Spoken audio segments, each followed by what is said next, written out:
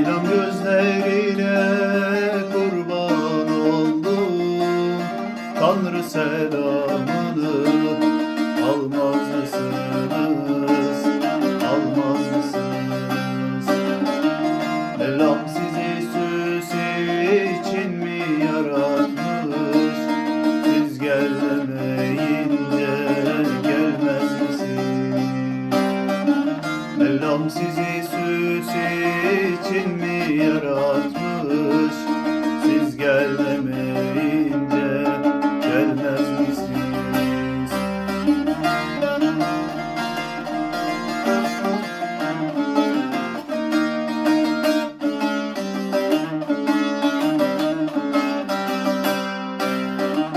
Gurbete gidenler azın alır, kimisi gider de kimisi kalır, kimisi kalır. Kimi sevap için Kabe'ye varır, Kabe kapınızda bilmez misiniz? Kimi sevap için Kabe'ye